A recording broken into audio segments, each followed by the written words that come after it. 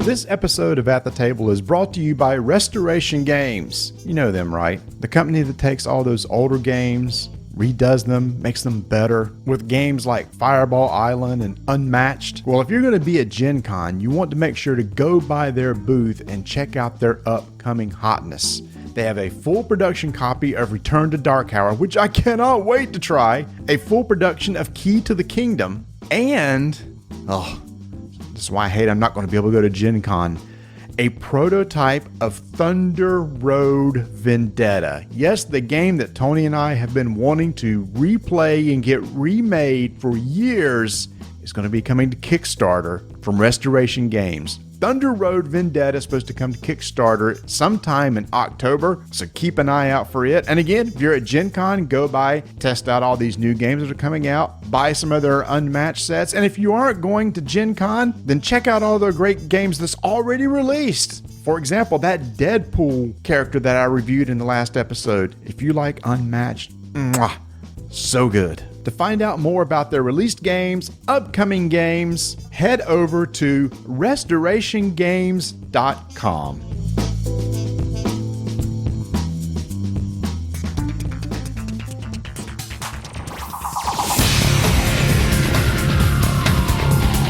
Hey y'all, it's time for another episode of Rolling Dice and Taking Names.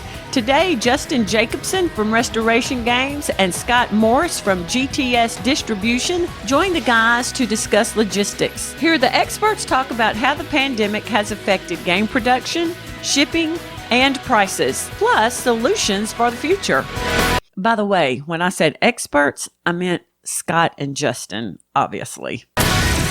Hello and welcome to another episode of Rolling Dice and Taking Names. This is our special At the Table episode with everybody's favorite topic, logistics. My name is Marty. I'm Tony. And Tony, we got two very special guests tonight to talk about logistics. Well, you know, Marty, in my real job, I talk about logistics all the time, about moving crews from one region to the other to be able to restore power, get them hotels, move some of the shipping containers, all that. I don't know why you had to bring these guys onto the show. I could spend hours and hours talking about how that is done in the power world. Because what they had to provide would be way more interesting than what you would have to say. Wow. So when your power goes out, I'll remember that, big boy. Well, let's go ahead and bring them on. First, we have the Director of Business Development for Gaming at GTS Distribution, Scott Morris. Scott, welcome. Thank you so much for having me to talk about this hot topic and pressing thing on the lips of every board gamer. I'm so happy to see you guys and be here. No, we're not talking about the pop culture fashion store for teens hot topic. We're talking about logistics. Oh, yeah. I must be in the wrong room for an argument. That's another show. And also joining us is the owner or board game necromancer of Restoration Games, Justin Jacobson. Welcome, Justin. Hello, good to see you all. I see how it is, though. Like, you have Rob Davio on to talk baseball, and I get to talk shipping containers. That's nice. and just to let everybody know, Restoration Games is hopefully a proud sponsor of these At the Table segments. Hopefully. And this was not Justin's request to come on. This is our request to bring him on the show for this. So we figure since he's paying for it, he might as well talk to us. I'm just following Ignacy. Anything Ignacy does, I'll do. Wow. He's my role model. Nice. Well, it's just so funny that the episode right before this had Ignacy, so there we go. So what I'm hearing is I'm getting paid by Restoration to be here, right? Is that what it is? Yes, you are. Okay. We're paying you in moon pies. They're right over my right shoulder over there. You see them. Hey, all you got to do is send us your address, and Amazon can deliver anything because they've got logistics figured out. I don't know. That may be part of our discussion today because I have a theory about that. But Oh, can't wait to hear about that. But Y'all are doing well. Everybody feeling good. I think knowing is half the battle, and I'm alive. So that's the other half. Yeah. Scott is hanging out in St. Louis, and No, I'm in Justin Kansas is City. Kansas City. Yep. Why did I say St. Louis? I don't know. I don't know. They're the same thing. And Justin's hanging out in sunny Florida. They're not the same Yeah, thing. New York, Albany, same thing. It's all good. So, Marty, you said logistics. Now, one of the things we've been reading about on various discussions on our Discord channel, people are always talking about, oh my God, the price of games are going to go up. We see all these things on ICV2 and all this other garbage that they're just saying, you need to be doing this or you need to be doing this. Or I'm whining because I can't get my game in time. And now, if it were me, I'd just look at you and say, tough. But we're bringing on the experts who know how to explain. Yeah, I know. To explain to us what is the market going through. And you brought up some interesting points before we hit live on the record. You told them that we are going to be discussing what two aspects? Well, first, I just want to kind of get, and the reason why we have these two gentlemen on is Justin's coming from the publishing aspect, right? So he's making the game, and then he has to get it produced and then shipped over. And then basically distribution, Scott takes that and, has a warehouse and then starts sending them out to retailers and stuff so they can get them in the hands of the customer if the publisher's not selling direct off their site. So we're seeing two different sides of how this works. And I thought before we even get started in what's going on today, why are there delays? Why are the costs going up? Let's talk about pre-COVID.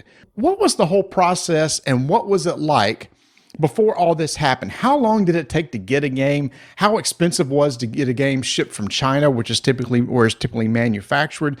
Let's start at the top. Let's say the publisher, we need to get a game made and manufactured and shipped to us from China. How did it used to be, Justin? It's funny. Rob always used to joke about how medieval the whole process is. Like you do this thing where you're making a game, and we're so advanced in so many ways, but at the end of the day, it's got to get on a boat and sail across the ocean blue and hit the shore, and somebody's got to offload it. And obviously the boats are a lot bigger and a lot of other stuff has changed. But, if you just stop and think about all the stuff that's in the store is getting there because it's going from somewhere, not most of it, obviously manufactured, a lot of it in China, but other places. It's getting on a boat in a container, getting loaded onto that boat, taking a long trip across the ocean, getting into a port, getting unloaded at a dock. Then it's going on a train or a truck, sometimes both, headed to some other warehouse, and then it's going from that warehouse to another warehouse, and then so finally it's hitting that loading dock and getting onto your shelf. So it's a involved, complicated process. There's lots of moving parts. You're talking about international, different countries, so international laws, maritime law. There's a whole area of customs law and things like that you have to deal with. It's extremely complicated. And so, honestly, one of the things that I think most publishers of any size do is they hire a logistics company. We're currently using Arc Global, but there are other companies out there. And they sort of are in the service of overseeing that part of the process. They book the containers, they deal with the customs forms, they do all that, and then you pay them a fee for the service. That's what we would do. We would make an order with the manufacturer to print up a certain number of games. Usually we do, if it's a new release for us, we might do like 10,000 units of a game if we're pretty confident about how it's going to do. And when that gets ready, closer to when it's getting ready to be completed by the manufacturer, we notify our logistics partner. We say we've got these 10,000 units. We do what's called a shipping plan and notify both the manufacturer and the logistics company. And they say, okay, the cartons are this size. They weigh this much. Are they going to be on pallets or not? Are we going to get a 20-foot container or a 40-foot container? Do we have a full container or is it something less than that? And then they take that information and they can calculate, based on those dimensions and the weight and all that, they can book passage on a freighter. So they'll get with that freight company and they'll arrange that for us. And they sort of it would sort of set it and forget it for us once we do that, which is great. And then it shows up on the other end and they deal with all the import, arrangements and things like that. And they arrange for it to get to the warehouse. And at some point it's going to show up in our warehouse. So we use PSI as our fulfillment company. They have a big warehouse and they deal with distributors like Scott's company. Then they take those games and they'll sort of disperse it. But that process used to be pretty straightforward. You'd order the games, you'd send the shipping plan. A couple weeks later, it'd be on a boat. Take about 6 weeks to get across the water, depending on where you're going, from China to, we would use since PSI is in Georgia, we would use the Savannah port, which is a very big port on the eastern seaboard. Take about 6 weeks, go through the Panama Canal, and take another couple days to get off the boat and into their warehouse, and then 30 days later, it's showing up in distribution, and Scott can obviously talk about the rest of that. But that's sort of the way it's supposed to work. So it was basically, if I add all that up, basically 2 weeks to give them a heads up, get it on, 6 weeks to get over. So you're talking about 8 weeks basically from saying we want it, then 8 weeks later it's in the warehouse. Pretty much, yeah. Okay. The killer in that whole process is that it usually only takes an average of about 18 days once it's on a boat to go from port to port. It's all the rigmarole and all the paperwork and all of the stuff beforehand and afterhand with customs and everything that can really like drag stuff like that out before COVID, right? I mean, I would run into people when they were running into Chinese New Year or other holidays that could impact shipping. You could sometimes see, delays in ports by like 4 to 5 weeks sometimes, which, could take a 6 to 8 week process and turn it into a 3-month process, or maybe even 3.5 month process, and take a lot longer than expected. You left out all the sexy parts, Justin, about like the pirates and the tsunamis and the megalodons and yeah, I mean, that's, like I said, that's the sexy part, and that's what insurance is for. So, Yeah, I was gonna say, any publisher who's listening to this who doesn't buy container insurance, if you take anything away from this, buy container insurance. It's so worth it. I'm not going to confirm or deny that I have an entire container of some game that I made in the past on the bottom of the ocean, but I do.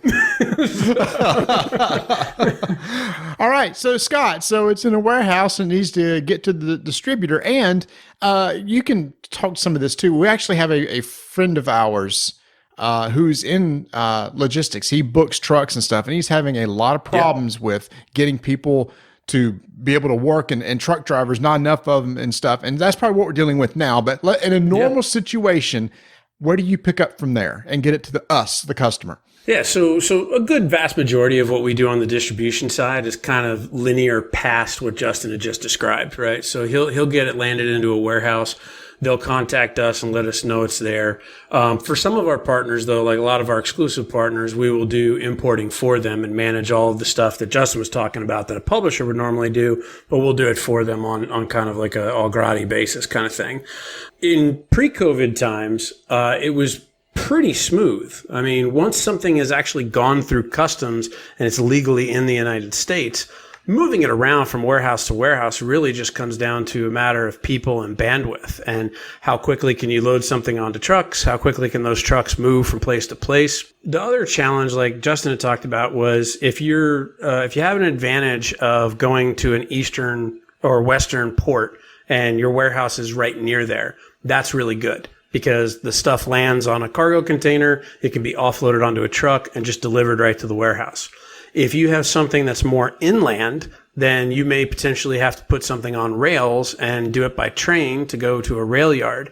So like Justin was saying, there's some times where things can go from a boat container to a storage container to a cargo container in a truck yard to a cargo container in a rail yard to another cargo container. And I mean, it's like this giant domino effect, right? And all that means people, all that means time, right? And in pre-COVID, it was pretty quick. I mean, we would get notified by a publisher saying, hey, we got this stuff in. We'd be able to, get them orders within a matter of like a week, and they would get us product in the matter of the next week. And then we would spend the next 2 weeks getting that stuff out to retailers, usually all around a street date or a release date, right? And as long as the distributor has a product in hand like a week to 2 weeks ahead of a street date, we'll be able to hit that and have no problem with it.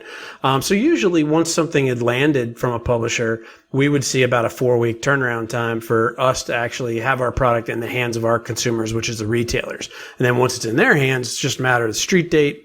Boom, everyone's happy, everyone's playing the game, and all 10,000 of those copies are sold and everyone's happy, right?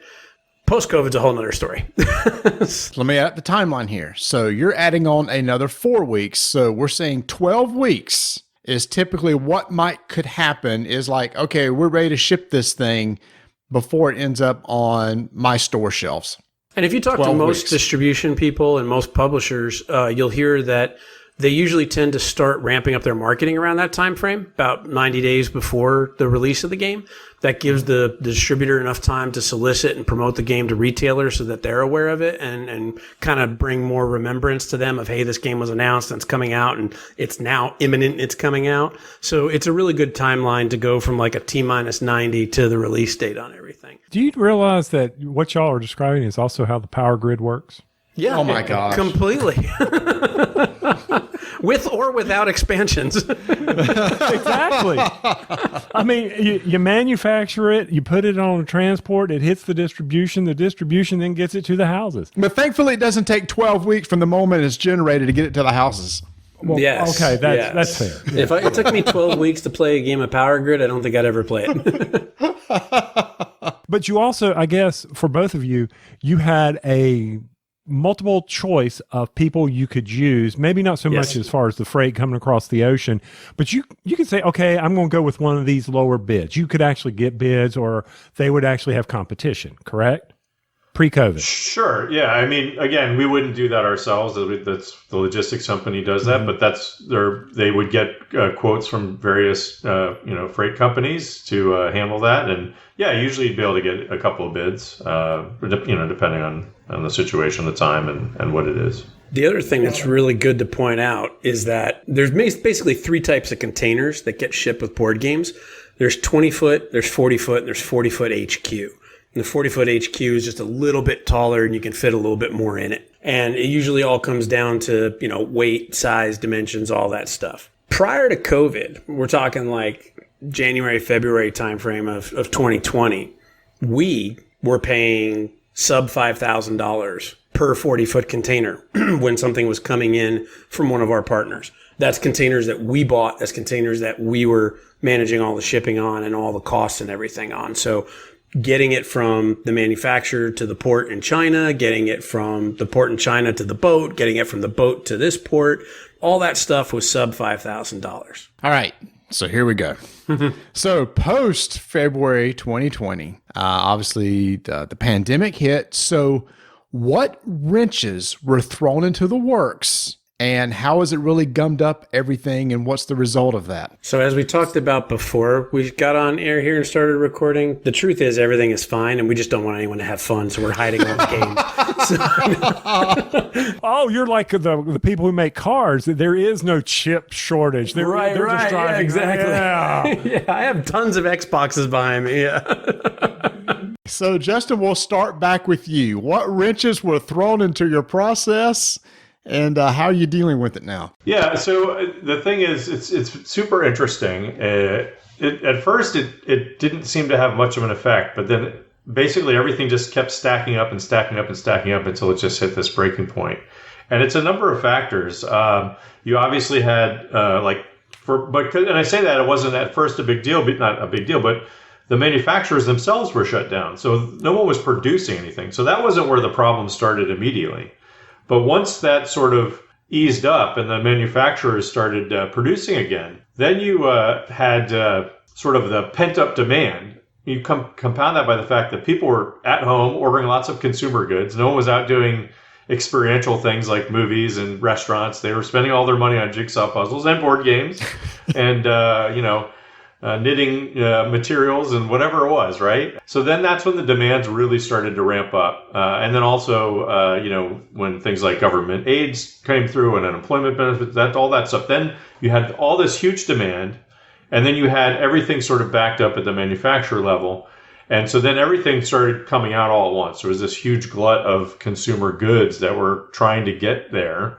We're almost essentially, even the best pre-COVID, we were sort of at capacity for ocean freight, right? I mean, it wasn't like there were a bunch of freighters in dry dock not doing anything or a bunch of containers just sitting around empty. But you still had all this stuff coming out. And then on top of that, you have all these other effects, like there were material shortages. There were, sometimes the ports would have to close down because they would have a COVID outbreak. So anytime one of these disruptions occurred, that just compounded the problem of things stacking up. And it's really just at that point, supply and demand, right? Like you have all these people, all these manufacturers, publishers, whatever, producers, distributors, trying to get their goods on a boat and across the ocean. and only a certain number of spots, basically, space available. It's just volume, right? Limited amount of volume. And that's where the problem is, and it hasn't. I literally knew I was coming on today, and I emailed my contact at Art Global, and I said, I'm going on this show. I'm curious. Would you say it's still getting worse? Would you say it's stabilized, or would you say it's just starting to ease up? And he said it's still getting worse. And they honestly don't think it's going to stabilize until some people are optimistic that after the holiday rush, like everybody, now we're getting to the point where people are, you're talking about all that time between when it's getting on a boat to when it hits shelves. So if you're thinking about Black Friday, you're looking this month to try and get stuff on a boat for Black Friday. And everybody's doing that. That's obviously still a big selling period.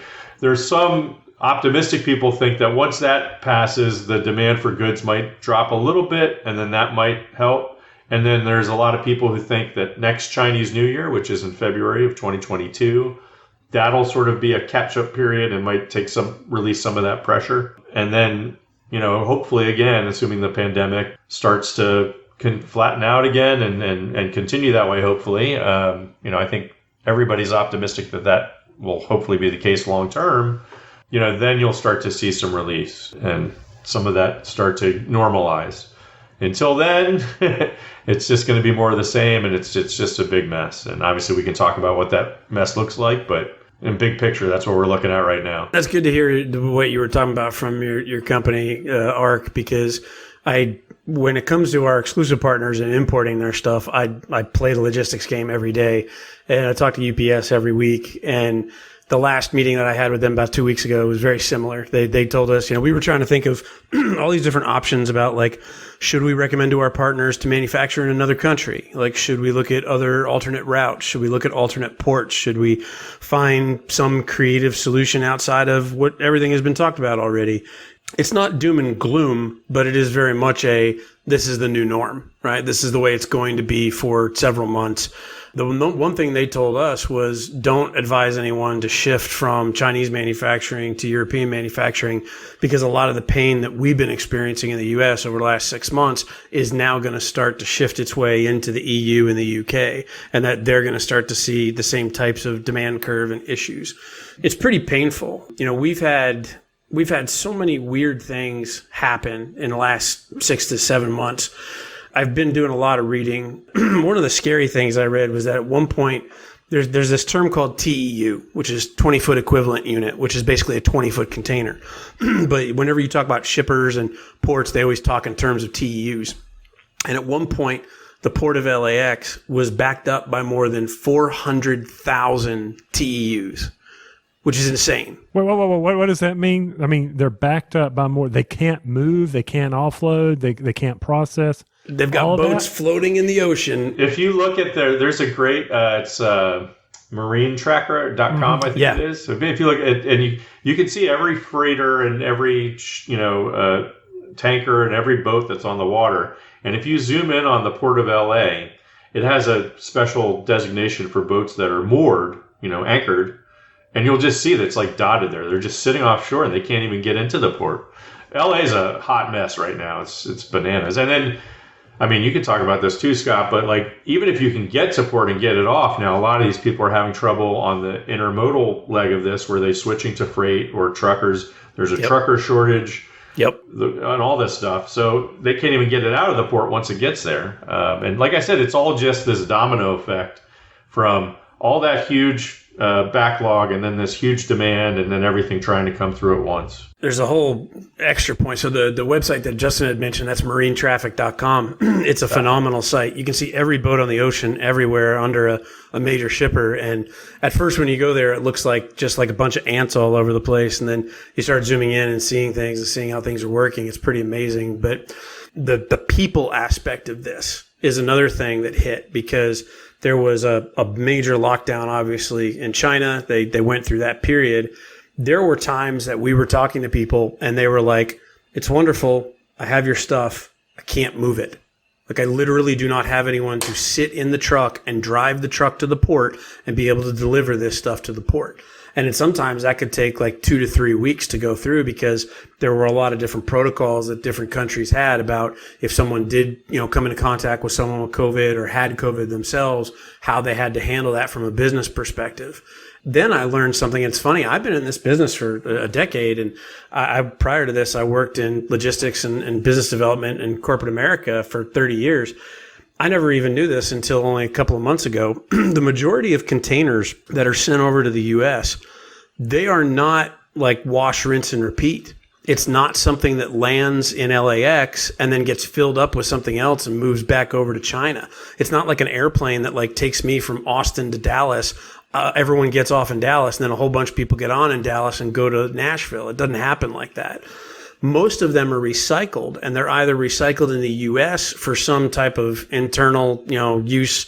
There's a bunch of different things. There's a ridiculous amount of businesses that use these things, or they're sent back to China and they're recycled in China. What that has caused is a secondary layer of, hey, it was already hard enough to get your stuff out of China and over to America.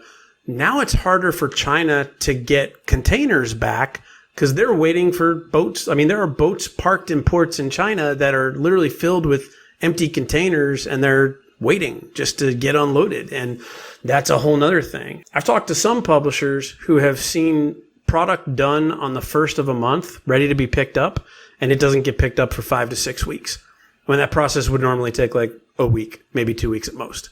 So it's been pretty painful from a people perspective. One of the things that I personally really liked is a lot of our partners in China did a lot of stuff towards the end of last year where they gave people extra time off because they were just so overworked and just so hammered with everything that was going on that they just said, look, we need to somehow do a rotation with our people and give them extra time off because they're just, from a mental sanity standpoint, they've got to be able to take a break. So it's been pretty stressful. Now, going back to the numbers that you gave earlier, Justin, it was 8 weeks. Hey, we're ready to ship the game, and it shows up in the warehouse about 8 weeks later.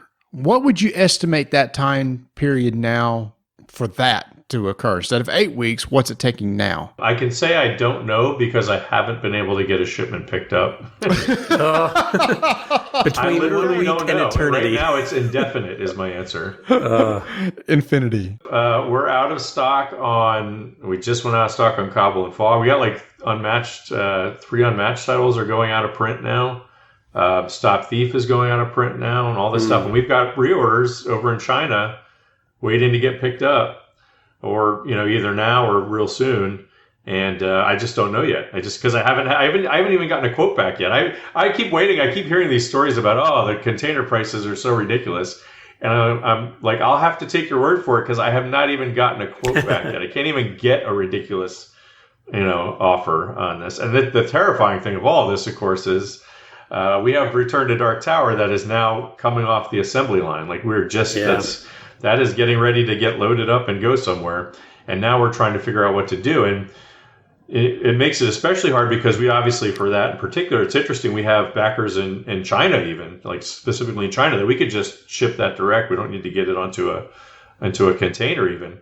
But we're like, if we get a container available, let's get it on that container and get it going somewhere else because that's going to be a much longer process. And then whenever we hit that bump where we can't get one, that's when we'll send to the fulfillment hub in Asia to get that sent out. It's just, everything you hear this sort of crazy stories about the high prices or whatever. Really, it's just nothing's moving. Say, there's so much stuff that's trying to move that a lot of things aren't moving. I think it's moving. I think it's just getting bottlenecked, right? Right, exactly. It's such a backup that there's so much that there's stuff that isn't moving at all. In terms of cost, I can tell you from my side, again, prior to COVID, sub $5,000. Now we're for a 40-foot container. Now we're talking $25,000 plus. Sheesh. And here's the real killer. If anyone listening to this as a consumer is like, man, I want my game, and you're angry, and I get it because I'm a consumer too, and I want my game too. There's 2 aspects to think about this. The first one is people like Justin and Rob and their team and Susan, everybody at Restoration that Like he just talked about some of my favorite games that Restoration has, right? Stop Thief is something I play with my family like on a monthly basis. I play Unmatched all the time. I just got my Deadpool in, which by the way, it's amazing. I love it. It's one of the best fighting systems out there and everything. These are games that publishers don't ever want to be out of stock of, because if they're out of stock of them, that means they're not making money. And if they're not making money across multiple big sellers in their brands, that's a big risk from a business perspective. So while as a consumer, we may be sitting there banging our knives and forks on the table going, I want my game, I want my game. There's people in the publishing side that are banging their knives and forks on the table going, I want to keep my job. I want to keep my job, right? and here's the real killer that like really twists the knife in my back. Just the other day, I read an article about how every major shipping company is reporting record profits. And I'm like, oh, of course you are. Like, I can go charge $8 a bottle for water in a catastrophe and make record profits too. But, you know, there's a point in this where, you know, there is an element of time, there is an element of money and costs, but the two seem so far out of whack right now that it's just very, very painful. I mean, you got to think about if you have a big game, and, you know, some of the games that Justin mentioned, you know, Stop Thief is in an average size 12-inch box, if I remember right. I know a lot of the, you know, the Cobble and Fog game, the Legends games, those are in like Carcassonne size kind of boxes. You have a landed cost as a publisher that says, I have this many thousand games in the container. It cost me this many $1,000. Therefore, if it cost me $5 to print the game and another $1 per game to ship it, then I'm looking at a $6 landed cost. So I'm probably charging a $30 MSRP. And I'm really oversimplifying that right now, but it's just to kind of put it in perspective. When you're dealing with sub $5,000 costs, you're dealing with less than $1 per game usually. When you're dealing with $25,000 costs, you could literally be paying more to ship the game per unit than it costs to physically make the game per unit. Wow. I mean, I could put specific numbers on that. So, for example, we just have a container estimate for this. So, for Unmatched 4-pack, like Battle Legends Volume 2, we have a shipping plan that we have in place. We get about 5,000 copies of that game on a 40-foot HQ container. And so, if you talk about an extra 20,000, that's an extra $4 per game, which is a little bit less than what the unit cost is. And that's the premium. That's not the cost. That's the additional cost that we're paying right now. And that's just to get it from China to the U.S. That doesn't constitute any additional shipping costs you may have, shipping to PSI, shipping to your distribution partners. I mean, it's pretty amazing when you start to think about that. And it's even more amazing when you think about the fact of this. I just heard an announcement that there's a new Puerto Rico coming out, and I'm thrilled because I really like the mechanics of that game. Puerto Rico was like a $60 game when it came out, like 15 years ago. It would probably be a $60 game today. There has been no inflation in this market space whatsoever. There's no way that I could look at the price of anything that I can think of, even like milk. Like, everything has gone up in the last 10 years. But a game that I paid $60 for 10 years ago, there's still a perception that it should be $60 today. When the truth is, everything is going up now. Costs of components are going up. Plastic is going up. Wood is going up.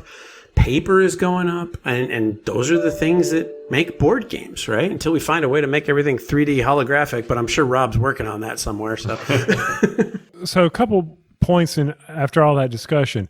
You're talking about a system that was already at capacity, shipping. Then we had mass consumerism, which drove stock down. And then you needed to replenish that stock. And then once it gets here, it's all that congestion. And the final most important thing that Scott said, Marty, was if anyone is listening to this, I don't know if you picked up on that. The answer is probably not, or at least not paying attention. There's 6 people in the industry that think we're having a really good conversation right now. All the consumers are like, blah, blah, blah, where's my Dark Tower? Yeah, exactly. But to that point is, but Scott, as your warehouse is now empty, if Justin can't move the games to you and he is selling out of all these games, are your warehouses empty and you're just sitting there looking at bare shelves? I mean, and are we going to have, is there going to be a shortage as we go towards the holidays of our favorite type of entertainment? The answer is yes and no, right? So, are the warehouses yes and no? Yeah. Well, I mean, it's different, right? So, like, and I've always said this, right? Because I've spent time. I ran Arcane Wonders as vice president of business development. I was president of Passport, so I did publishing. I've run a retailer. I've kind of sat in every single chair except for manufacturing, and I don't want to move to China. I just kind of like it where I am, so we'll leave it at that. But the reality situation is that if one publisher, from a distribution perspective, if one publisher goes out of stock of a majority, if not an entire line of games, there are hundreds of other publishers that we work with, literally hundreds, and someone's going to have stuff. And this is what I've been telling a lot of our retailers going into Q3 and Q4 this year. This is going to be, I think, the most successful Q4 the gaming industry has ever had. And I think it's going to be the most challenging because the entire key is going to be availability. And I think we're going to get to a point, especially late September, early October, into early November, right before Black Friday, where a lot of retailers are really going to be in that mode of what's on the truck? Like, what can you sell me? I would love to get the hottest thing. I would love to get the newest thing, but I just need a box on my shelf. I want to sell product. I have people coming in. I mean, our hope, like Justin said, is things start to flatten out and people, get out more and more consumers are buying stuff.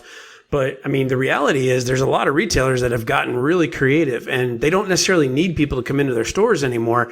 They do, but they're doing a lot of online ordering and a lot of online community building, which is helping them grow their businesses. But if that's the case, they still need product to be able to sell to those people. So from our standpoint on the distribution side, it kind of is a little bit like Hail Hydra because you cut off one head and another head will grow back. It's just a matter of not everybody is a Restoration Games. Not everybody is an AEG. Not everybody is a Yellow, right? If somebody big that has not just a popular game, has a line of popular games and they go out of stock, that can be really, really painful, right? Because you have a lot of those steady Eddie things. I mean, Unmatched is now at a point where I feel, and I'm pretty dug into it, I've got everything that's ever been made for it, but when I talk to people and I say Unmatched, they know what it is. There's not a question mark as to what is that game? I've never heard of it or I've never seen it, especially ever since the Buffy one. That got a lot of attention, from a broader, kind of attention span. That can be pretty painful, and it's going to be advantageous to the little guys, the guys who are independent publishers, the guys who have been trying to get into distribution and maybe not been able to get in, or the guys who just happen to have stock at the right time. Whether they're small or mid or big, if they have it at the right time, there's going to be key opportunities during that time frame where they're going to be able to strike while the iron's hot. Yeah, I agree. Prior to this, obviously, we were sort of having a glut on the publishing side. There were lots of new publishers. Kickstarter had made it viable for a lot of new people to enter the market, which I think is great. I think it's really healthy for the sector in general. A lot of those people, there's a lot of stuff that was already in motion that's still sort of working its way through the pipeline.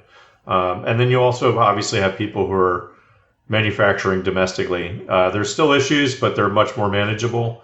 We're actually, a lot of people say, why don't you just make, games locally? And I've said this a million times. I'll say it again.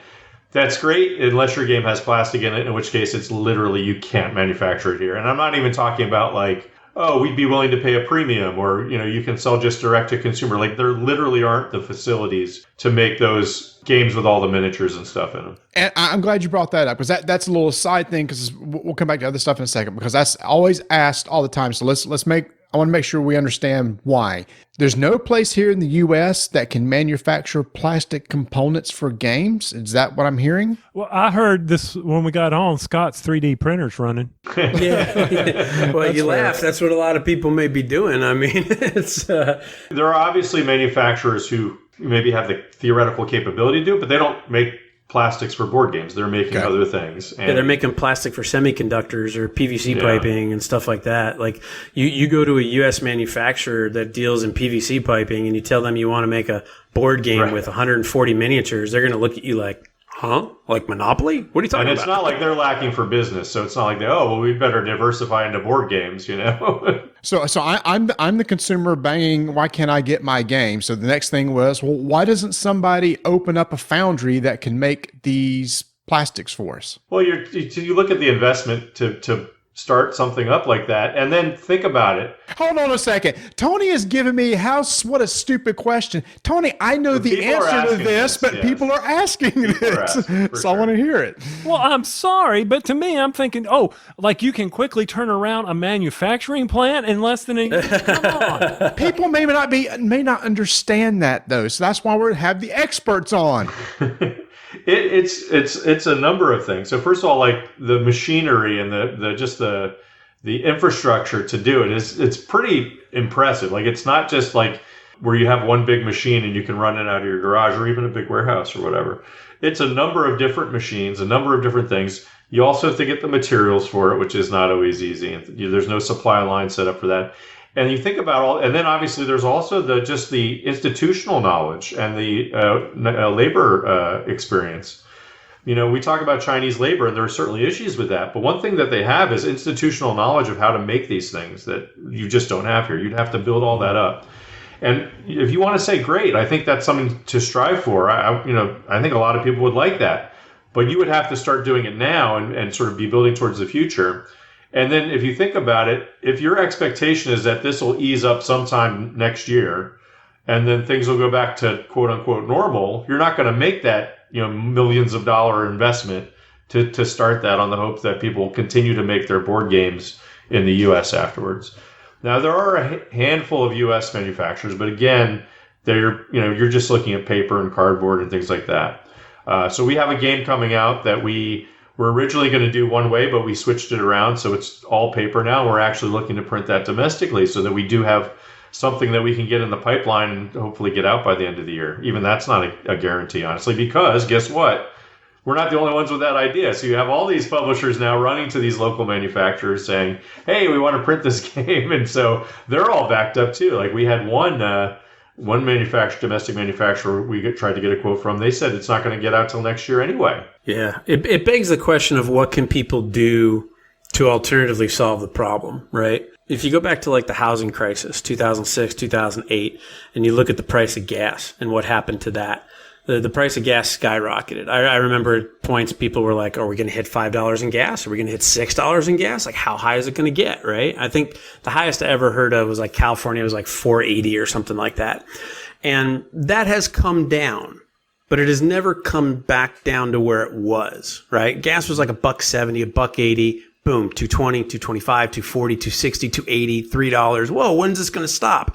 That same effect is happening with the cost of containers and the cost of logistics. It's $5,000, it's $7,000, it's $10,000, it's $12,000, it's $18,000. Whoa, when is this going to stop, right? I mean, I've seen people predicting $30,000 containers before the end of the year, which is just like, I mean, that's just painful to even say, let alone think about or anything. So if you presume, like anything, it's widgets and wonkets. Business is business. Doesn't matter if you're making board games or tires or vaccines or whatever it is. There's always a curve to all of this from a supply and demand perspective. So when this stuff does start to come back down, and it will, the question is when, but when it does start to come back down, we're not going to see $5,000 containers again. We may not even see sub $10,000 containers. Like the new norm may be somewhere between 12 and 16,000 just off of what I've been looking at, what I've been predicting on stuff. So if that's the case and you start at point A at 5,000 per container and you end up at point Z at, let's say, $13,000 a container, you've more than doubled your investment from a logistics perspective. So now you have to look at it from a business perspective and say, what can I do differently as a company and as a team to make this more effective for me? And quite frankly, the first thing that comes to my mind is box size. Like when I look at some publishers, I'm not looking at Splendor. I'm going to look at Splendor. There's a lot of air inside of a lot of boxes, and they're like bags of potato chips. And I'll pose this question to you because I've posed it to a lot of people, and I've even posed it to people at Asmodee. If you were to take Splendor and take it from the box that it is in, which is a Carcassonne-sized box, and put it in a box the size of Munchkin. Take it down almost 35% in size. Make it $39.99, drop it down to $34.99. But suddenly you can fit 35% more units on that container, and you can spread that cost of that container out by another 35% of units. You're going to tell me it's not going to sell? It's going to sell. People are going to love it. They go nuts for Splendor, right? And games like that are going to have to look at themselves and say, is this the right form factor? is this the right box perception that I'm giving consumers? I mean, we all know that, if somebody sees a box that's 12 by 12 and it's $19.99, people are going to go, ooh, something's wrong with that game, right? But if they see a game that's the size of like a 100 count deck box and it's $49.99, they're going to go, ooh, something's wrong with that game, right? It goes both ways. But there is some middle ground in there. And, if you go back to, I mean, look, we all got gray hairs. Well, three of us do. I don't think Tony does. I can't see any from his shadows or anything. But when you think back to like the games like Monopoly and Payday and Life and things like that, they were in these big rectangular boxes because somebody thought the right idea to do was to take a 19-inch by 19-inch board and bifold it and fold it in half. Then along comes the hobby and they say, hey, I can quarter that and I can bring it down from 19 by 19 to maybe like 8.5 or 9.5 and it'll be great. The problem is there's still so many games that are limited in their box size due to their board and what their board or physical play space has put out in front of people that I think there's going to have to be a lot more creativity from a development standpoint when you're looking at it as a product to say, how many of these can I fit in a container? How much is that going to cost me? And is this going to be better to do it this way? And now no one's listening to your podcast. It's a great point though, because a lot of people always assume that getting the game from A to B is mostly about weight, and it's not. It's almost all about volume. Yeah. Yeah, because I would be talking to somebody, even our buddy Mark. If you take a truck, it's going to say, how many can I get on there and not have wasted space? If your boxes don't fit inside a certain container and you have dead space in that truck, he is losing money on shipping that. Yeah. So you have to consider all of that. And was it a good idea to start a Kickstarter in 2020 thinking that you're going to be able to produce a game? You know what I'm saying? Well, it's hard not to go straight to the classic FFG box with the Valley insert, right? That is nothing. Right, yeah, that's a good example. It's really nothing but air.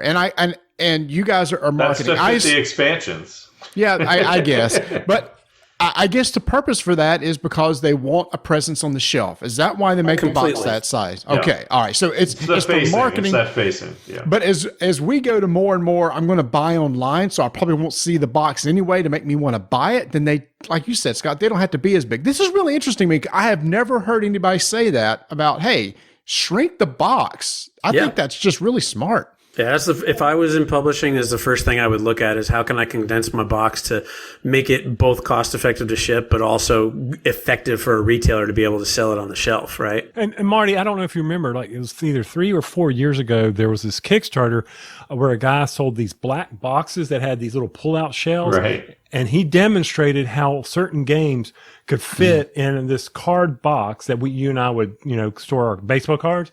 And he said, you can get 5 games and then just carry this box with you. There's an entire thread on BGG. And if I remember right, it's called, Does It Fit in a Deck Box? And it was the whole idea of what games can you take out of their existing packaging and fit them into a 100 count Magic the Gathering deck box. And it's amazing. I'm not going to say, yes, I will. Splendor fits in a deck box. It's pretty crazy. We're moving on now to the future and possible solutions. So obviously, Scott, you've given one, and it's really interesting to say too that you're probably never going to see the same cost for freight as what we do now. It's a great example with gas, right? We never went back to those low levels like we saw back then. And if that means that the cost of freight goes up, then it's inevitable, right? The average cost of board games will have to go up. Yep. Is that correct? Well, it's not just all the freight. It's everything on top. Well, of it. I know. I'm just saying everything, manufacturing, everything. The average cost of a board, that $60 Puerto Rico, the new version may be $65 or $70. Yep. That is the number one thing that we have been managing through with our partners this year is SRP increases. We've had several who have done big companies who have done increases, very small, maybe like you said, 60 to 65 or 40 to 43 or something like that. But that's definitely been a big thing on a lot of people's minds. We've had some partners that have done multiple SRP increases throughout the year just based on their own volume and supply availability and stuff like that. I joked around with a partner of ours that they have this tremendously great evergreen game that is $50. And the first thing most people say is, wow, I can't believe that Euro is $50. Like I would have thought that was $60 game. And I told him, I said, by this time next year, I think people are going to be saying, wow, I can't believe that game's $60. It should be a $70 game, right? It's just, it's got to happen. And like I said, it hasn't in the last 15 probably maybe even 20 years, it hasn't really had an increase on the hobby side of anything. Yeah, so Justin, what kind of pressure are you seeing on your prices? Yeah, it's interesting. I mean, I think a lot of it is because we've had this sort of bifurcation for a long time between hobby and mass. Yep. And I think the pricing that's a huge issue. So for example, there's these sort of magic price levels or prices on the mass side of things. So a $20 game versus even a $25 game is a huge difference in mass. Yep. Or even 35 to anything above 30. There's these certain sort of magical price breaks. So we have a game that we're looking at to trying to get in mass, and it's priced at 20, and we're just going to make a little bit less money on it. But if you put it at $25, we think you're probably just not going to do it. Then we've got another problem, or something where we've got an established product line like Unmatched, where $40 for a 4-pack, $25 for a 2-pack. It's hard to all of a sudden go and say, hey, it's $45 for a 4-pack now. But it's something we might have to do. We're not quite there yet. There's some efficiencies in terms of the development process that we've developed that sort of we can maybe hold on a little bit longer to see if we don't have to do that. But certainly a sort of a standalone game, like we've got Key to the Kingdom out now. These costs are things that we're factoring in when we figure out the MSRP for that. And things like that. And then the other interesting thing is obviously Kickstarter still plays a role in this, because you're still the one huge advantage you have in Kickstarter is you get 90% of that MSRP that you're getting, or the price that they're paying, instead of 40%, or a little bit lower depending on where you're selling it through in the distribution channel. So you can afford obviously to absorb more of these increased costs if you're getting that high of a margin. And there are people, so for example, this Earthborn Rangers game recently came out. It's out on Kickstarter right now. I forget the name of the company. It's like Earthborn Rangers Company. Earthborn Games, I think. Games, right? There we go, yeah. They're very focused on sustainability and producing locally and all that. They can only do that because they're going direct to consumer with Kickstarter. Like, they couldn't be charging that price for this game if they were going into distribution. And so I do think you'll also see some people heading in that direction as well. I agree. When this all started, I told my owners and my boss that we're going to see a lot smaller, newer publishers shifting more heavily into Kickstarter. Prior to COVID, I would get 11 to 15 emails a week of, hey, I got a great game. I want to be in distribution. And I'll tell you right now, if I had a nickel for everyone that told me they had a great game, I would not be talking to you guys from where I am. I'd be talking to you guys from the beach. So there's a lot of people that have a great idea for a game. It's just like everyone has a good idea for a book. Everyone has an idea for a game. Or everyone has a joke to tell the comedian, right? Something like that. I think that a lot more smaller to mid-small publishers have had to lean into stuff like that. I've seen a lot more games on Kickstarter that I would not expect to see on Kickstarter, right? You go back a year ago and, man, the formula was real simple. $150, boatload of miniatures, everyone's going to go nuts for it, and everyone's going to love it. Now I see games on Kickstarter more often than not that are $20, $25, $30 games that are very succinct, very to the point. I think of Villagers when I think of things like that, the game Villagers. They just had a game called Streets that they did. Very succinct, very to the point, on par with what their community wanted, what the fans were looking for. And I think that that's been a big help for that mid-tier to low-tier publisher part of the industry to be able to sustain through this and be able to move through that.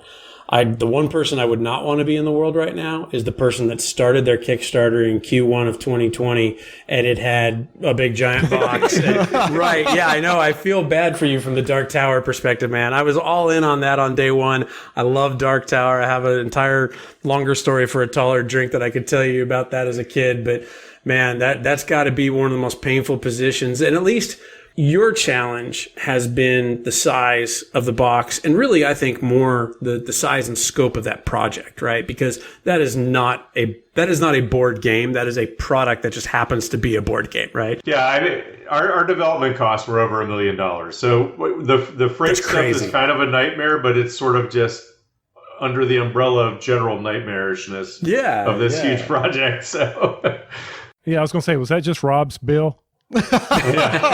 That's his expenses. That was That's what he Rob's should. As much time as he's put in on this project, that'd be a bargain, I assure you.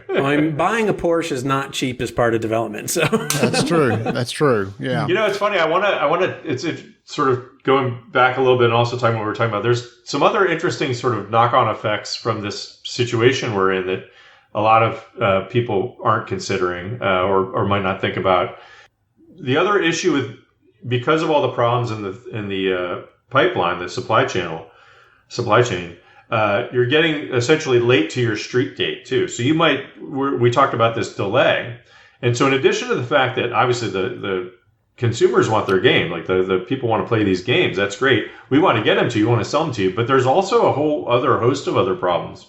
So for example, we have when you apply for a trademark, you can't apply for your trademark until it's in commercial use, like till it's available for sale.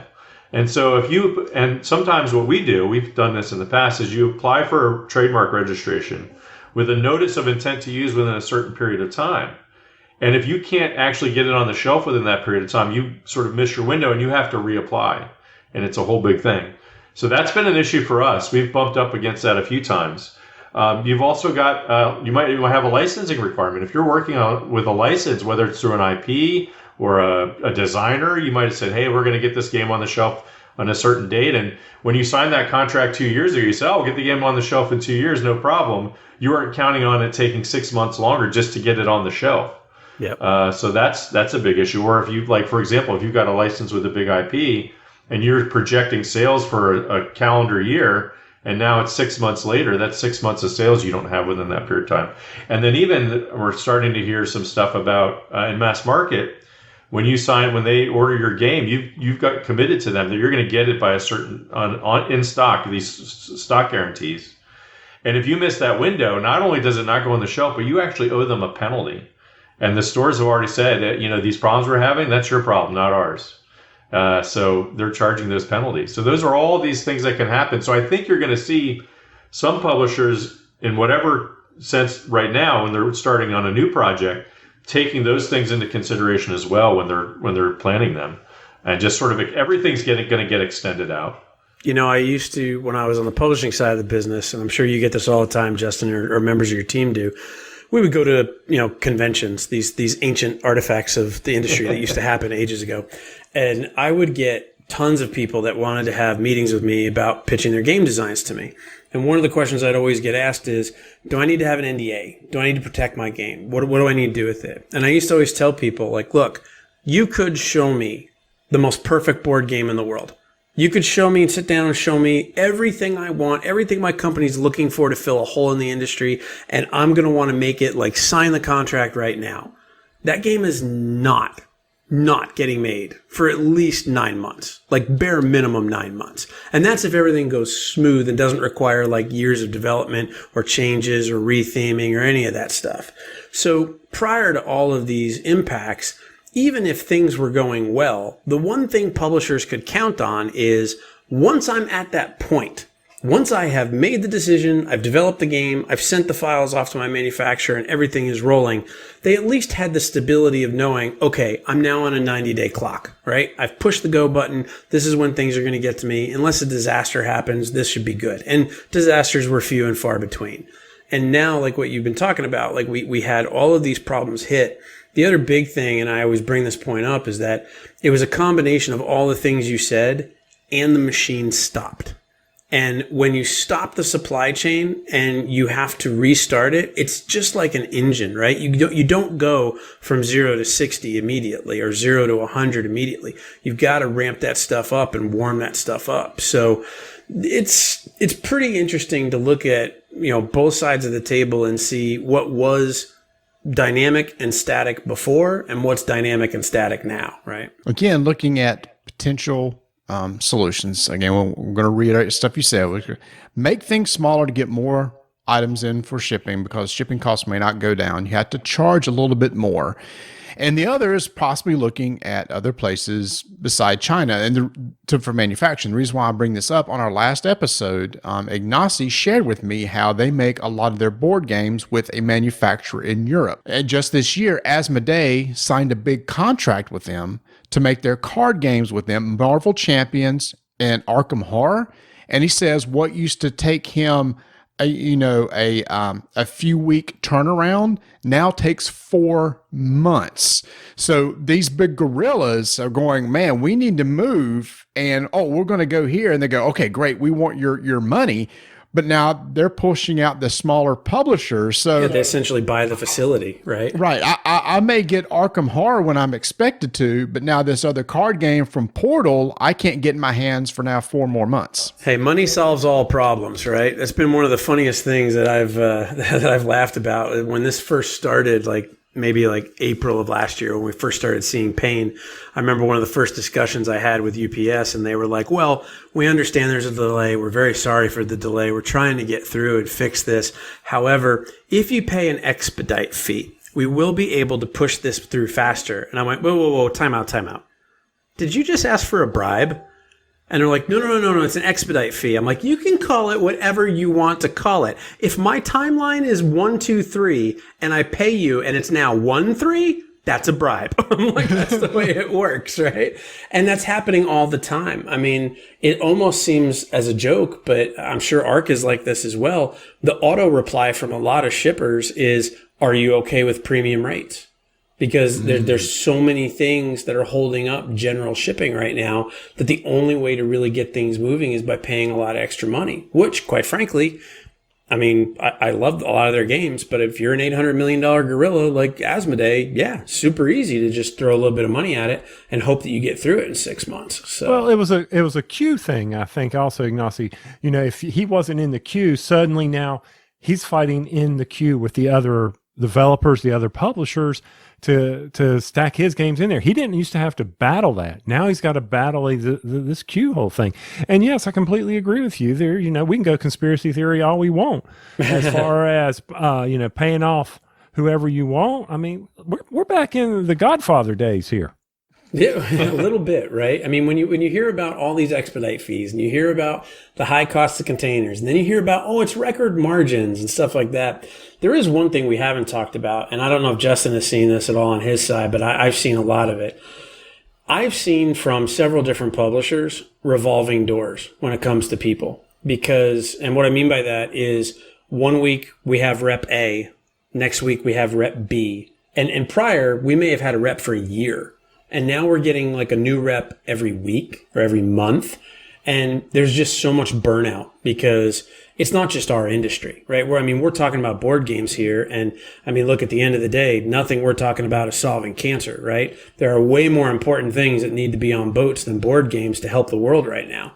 Though there are every industry, like moon pies. I cannot describe. Everybody is struggling with this, no matter whether you manufacture widgets, wonkets, board games, vaccinations, anything. It's going to be a challenge right now. Sprockets or cogs.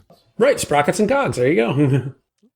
Absolutely. For those who don't, that's the Jetsons. Just yes. Now there is a whole nother avenue of a solution here. And Justin may reach through the screen and punch me when I say this, or he might reach through the screen and he might love me when I say this. I think the reality long-term for publishers is they have to stop taking flyers. And what I mean by that is long gone are the days of, I like that game. I personally like that game. I'm going to print 3,000 of it and see if it works. You can't do that anymore. When you're printing 3,000 units of a game, putting it into distribution and hoping it takes off because you have some other giant funding you of, whatever, evergreen game that's pushing your money, it's great in an environment where everything is working. But in an environment like this, if I have to make 3,000 copies of a game and it's going to cost me $13,000 to ship it over here, that game better not only be amazing, it better be the first print run of 3,000 and I'm doing subsequent print runs. And my whole point in that is, if you feel you're going to be doing subsequent print runs of that, why even mess around with 3,000? You're going to have to pick games that are winners You're going to have to invest in the games that are going to give the best return from the consumer standpoint. And I've said this for a long time. There's a lot of games I love. There's a lot of games I don't love. I'm personally, like if somebody says to me, I want to sit down and play X party game with black and white cards, I don't want to play that game. Do I wish I had invented it? Heck yeah, because it sells. And there's a difference when you're working in the industry about what you like and what you prefer versus what the market likes and what the market prefers. And I think that the really, really good publishers are going to have a good handle on that. And that's one of the reasons that I love Unmatched so much is I feel Restoration, man, I feel you guys have your thumb on the pulse of that community of what they like, what we enjoy, what we're looking for in future expansions. And that's a big, big factor into people making something more than just a game and making it a brand. I think more and more publishers are going to have to think that way. Long gone are the days of 18 releases or 24 releases a year. It's going to have to get succinct and maybe 6 or 8. But man, all 6 of those are going to fire and all 8 of those are going to fire. So Justin, is that a hug or is it a punch? No, that's a hug. Okay. You said some very nice things there. I appreciate that. It's funny. I agree 100%. In fact, when we started the company, that was our mindset. There was that period of time where when games were really ramping up in hobby, where, man, some of these companies, I mean, Stronghold, Renegade, and, that's a whole different model. Like, I'm not judging, but they were putting out games every other week. And, obviously that was working for them.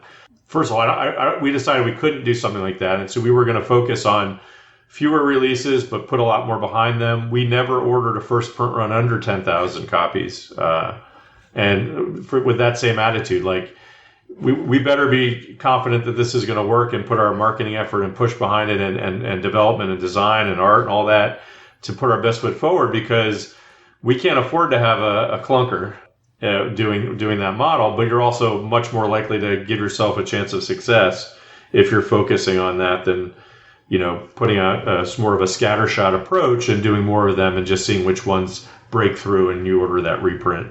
I agree. I think in today's environment, I can't see how that can work for that. And I know even before COVID, certainly some publishers, AEG, for example, they had a big post about it. I think it was John who put that post out and basically said, hey, we're pulling back. We're doing fewer ones. We're going to do bigger games. And they've had huge success with it. They put out some amazing titles. Yeah, they've grown quite a bit in my space. I'm sure they've grown quite a bit in the direct space too. So I agree. I think that is definitely going to push that further in that direction for sure. And if you think about it long term, and this is going to sound stupid and silly that it takes something like this to even have this type of statement or discussion, but if you make the games better and you make the games more marketed, more retailers will pay attention to them, more consumers will pay attention to them, and more people will play them.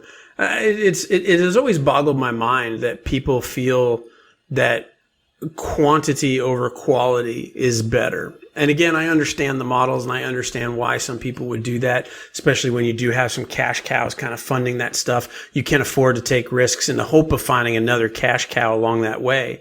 But I mean, we all know, right? It's very hard to strike lightning twice in this industry. You usually work, everyone always says it, you become an overnight success by 10 years of hard work. And that's usually the way it works for games. You have to, keep at it and push at it to develop them and make them the best they can be. So yeah, I definitely think quality over quantity is going to be a big thing moving forward. Okay. When we come out on the other side of this, it's hopefully shipping can get back to somewhat normal as in how long it takes for stuff to get here. So we think that maybe that will eventually maybe normalize forget the cost. The cost is in flux. I totally understand. But do you think we'll get back to somewhat normal? Okay, Justin, when I can get this game here on the shores in 8, 12, 16 weeks, some known number now. Do you think we'll get back to that point? I do. I think that'll normalize at some point. Like I said, a lot of it is the pandemic. When that starts to normalize, some of this other stuff will start to normalize, and the demand for consumer goods will, get back to a more normal level. That'll take a lot of pressure off the system, I think. I think it will, but I don't think it's as quick as people want it to be or hope it to be. One of the most interesting articles that I've read over the course of the last year was with the CEO of Southwest Airlines. And he was talking about how post 9/11, there was a massive dip in travel for obvious reasons. And it took the flight industry almost 6 years to recover from that, to get back to where they were at the levels of pre 9/11. And he equated the same level of impact to that business as to what's happening on the shipping side with COVID right now. And it's funny because, when you think about it, you don't think about Southwest as shipping, right? I mean, they're shipping people, and some people could joke about they are, kind of shipping people because it's a cattle call when you get on those planes. But at the end of the day, they're not shipping boxes and everything like that. But it is very similar. And I think that we've literally, like we talked about, we went from 5,000 to 25,000 in costs. We went from 8 weeks to 20 plus weeks sometimes to get things moving. That is like 4 times, 5 times bigger of a growth in the matter of a year. And that's just not normal, right? So I do think things will come down. Like I said earlier, I think it'll come down to a new normalization, not the old normalization. And I think then it's going to be, how do you adapt from a business perspective?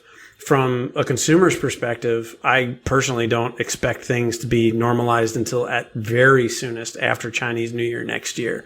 I mean, we're preparing for the worst, but praying for the best, right? That kind of thing. Even then, I don't think that things are going to normalize. As much as I want to hope that Chinese New Year will be kind of like a reset button and hopefully get things back to at least somewhat in the direction it needs to go, I think that that's also a 2-week period where you're shutting down and you're stopping the machine again. And that was a 2-week period that the industry dealt with all the time anyway, because Chinese New Year is a huge event every year. And, everyone would have to manage through that in different ways based on logistics and management. But now it's happening at a time when so many other pieces of the system are strained. I think that it's not going to be as easy as, turn the lights off and turn the lights on 2 weeks later. I guess one of the things that drives me insane about all this is people talk about, the conspiracies and things like that. It's a global freaking economy. This whole thing was not created so that this could take over or this country could do over this. We're all tied together, even though people don't want to believe it. And I think even in our own little niche world of board gamings, it's a ripple effect across the whole thing. And, there was a really good video, and I'll have to find it and send you the link, Marty, if you want to use it in the podcast or anything. There was a video of a business professor that he basically took it back and said, this is not a COVID problem. This is not a logistics issue from COVID. This goes all the way back to American manufacturing and European manufacturing changing with the Toyota model that became the first in time or in time delivery. Just in time? Yeah, just in time. Thank you. I couldn't get the word out of my mouth. That became the business de facto when Toyota became so big and so many different companies and so many different industries started to go down that model. He talks about how, yes, that's a good model, but it's not a good model if you don't have contingency plans. And he talked about if you put all of your eggs in this basket, it's wonderful as long as the basket is healthy. But if the basket gets a hole, you're going to start losing eggs. And it was a really, really interesting article to where he basically backtracked decade by decade, going from 2020 all the way back to 1962. Here's what happened in this decade. Here's what happened in this decade. Here's what happened in this decade. And all of this stuff started in 1960s. And I was like, wow, that's pretty amazing when you think about it. So I'll have to find the video link and send it to you. It was pretty amazing. It's only maybe like a 20-minute video, but it was really, really educational. Well, gentlemen, I would love to keep going, but our listeners tuned out about 10 minutes when we first started, not because of y'all, but because I just had a container podcast. of games show up at my house that I have to hide. So yeah, exactly. But before we get out of here, there's something we need to end on a high note, a little Very levity. much. So, Scott, what's something you've been playing lately that people need to experience? What's something that I don't care if they can get on the shelves or not. Obviously they can't, but what game do we need to talk about here? How's it going? Or how about this? Maybe something that that's coming up from the holidays that we know we'll be able to get our hands on that you're excited about. Either one. I can give you both really quickly. So the one I just played, which I fell absolutely in love with, it has art from one of my personal favorite artists and one of my personal favorite people on the planet, Beth Sobel, Cascadia from AEG. And I think Flat Out Games was the original publisher, and then AEG picked it up. It is a wonderful drafting area control game. It's absolutely gorgeous. It plays super fast. My wife and I try to do this thing on Sundays where we wake up and we play a game over breakfast with the kids. And we played that one this weekend, and it was phenomenal. From the time of cracking the box, punching it, reading the rules, playing it 4 players, and finishing the game took 45 minutes. It was just tremendously really fun game. And I think that was our Kickstarter copy, so I think that's just fulfilling the Kickstarter backers right now, and then it's going to be in retail after that. In terms of what's coming up, I'm really excited about the Dragon Prince game coming up from Brotherwise Games. It's based on the anime, and we very, very blessed and lucky to know Chris O'Neill, the owner of Brotherwise, very well, and he sent me a pre-production copy, and we were able to check it out. My son is a huge fan of Boss Monster, but he's an even bigger fan, I think, of Dragon Prince, and we looked at it, and I'm always very skeptical about IP games. I'm always worried about is this really going to hit the mark and feel good? And I'm not a big fan of the anime. I've never really watched it all the way through, but my son has. And we got done with that game for the first time, and he said, "This is wicked awesome." I was like, "You like it?" And he goes, "This, it's got everything. I love it." I was like, "That. I mean, you can't ask for a better review than that, right?" So it was really fun. And the game is beautiful looking. It's got these awesome little miniatures, 8 little miniatures in it. It's got this kind of tactical combat game, which is as of course we talked about on Match before and everything like that. So those hit home with our family and everything. So those are the 2 that I've really had a lot of fun with lately. And that's going to be in the stores when? I think they're shooting before the end of this year. I think that's a licensing type thing where they have a time frame and they gotta do things on that. I should know. I should have my website pulled up. Hundreds of publishers and thousands of games. I can't keep all that in my head. You can't. Come on, you're not that I can't. old. I'm like Homer Simpson, man. If I learn something new, I got to drop something out. First in, first out. Yep. Now, Justin, I would ask you the same question, but it doesn't matter to me. Where's my Thunder Road Vendetta? Wow. Well, I do want to give a shout out. I just played Ankh, Eric Lang's game that's just coming out to Kickstarter backers, and it was amazing. I loved it. So yeah, Tony, I actually have that. I got my Kickstarter version, so if you want to play soon, let me know, because I'm anxious to play that one too. Yeah, I really dug it. So Thunder Road Vendetta is going to be going to a Kickstarter. We're just excited because there's absolutely no Bluetooth involved in this game. Yay! It's just plastic and cardboard. We're very excited. But yeah, so that's another example. Obviously, we're planning on having Return to Dark Tower fulfilled by then. It'll probably still be fulfilling after that, but we'll be looking to kickstart in October. It looks amazing. We have a cool artist on it. Marie Bergeron is doing the art. And it's just a lot of fun. I don't know if you guys got a chance to play test it yet, did you? No, we are willing to play a prototype. If we will. We'll make sure that happens. I know it's on our list, but yeah, we're sort of finalizing the prototype and stuff to get that to people. I was going to say, because I have the original, so just saying. I know. Compare. And just kudos. I covered it in our last episode. I had a little segment where I talked about Deadpool. Dude, the Deadpool Unmatched is one of the most thematic ones y'all have ever put. I was literally laughing. So I did not read through the cards. I was playing cards. I'm sitting there snickering. I had just watched Deadpool 2. Just re-releasing, and I was just laughing. The art on the cards and everything, it is so funny. And it was so weird when I would sit there and play the game, and I would, just play a card and go, and he goes, "Why'd you do that?" And he says, "Because if I make an explosion noise, I do an extra 4 points of damage." Those little things like that. If you told me, Justin, that Ryan Reynolds wrote everything on those cards, I would 1,000% believe you.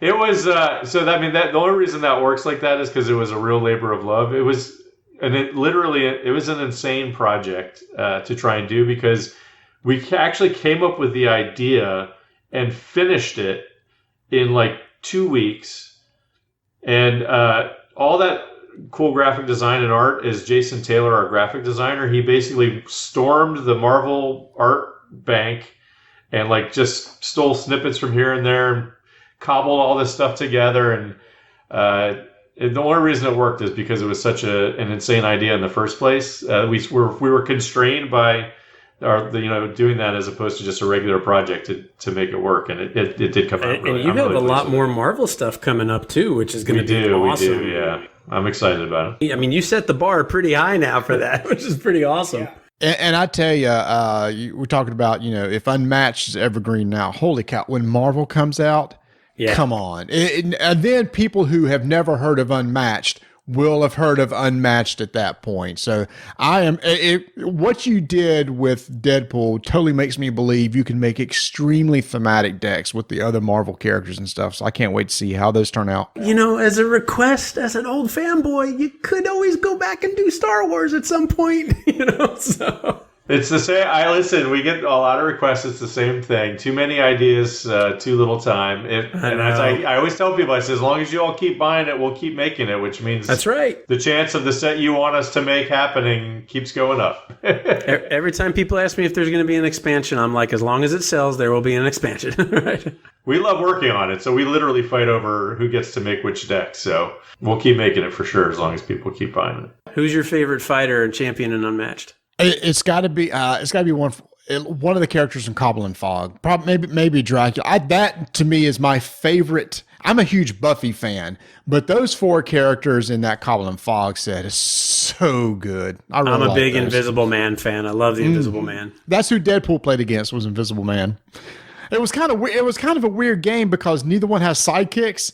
And so we're just chasing each other over the board, and he keeps teleporting. So it went longer than probably what it should have because of his special ability. And Deadpool can keep healing. So it'd be punch, heal, jump, punch, heal, jump. That's what it was the whole game. That's funny. Well, gentlemen, we want to thank you so much for taking time out of your hectic and busy logistics schedule to come on to our show. Don't be strangers. Please don't. We'd love to have you back anytime, whenever Marty can get it scheduled. I'm just the guy who, what do I do for the show? Anything? I'm still trying to figure it out. I try to get replaced, but none of it. I promise you that I will continue to be strange. So thank you again. Very interesting discussion for all of our listeners. I hope you enjoyed this very special At the Table with Scott Morris and Justin Jacobson. If you liked it, by all means, share it with your friends. Explain to them what is really going on out there in the world of board gaming and the logistics. And it's not that Scott wants to buy a new Maserati. It's the way it is. Why we did this with you guys is because you probably get asked this 1,000 times. Just send them a link. Say, just go listen to this episode. We explain it all there. That way you got to keep saying it over and over again. I don't think we solved all the problems, but we did have a very good discussion. So I really appreciate you guys having us on. Yep, thanks. You're not going to do the catchphrase at the end? Oh, yeah, we can do that. I'm sorry. I didn't know if At the Table had a catchphrase. So. And we'll see you at the table. There's a catchphrase right there. Why have we been using that the whole time? That's why he's a sponsor.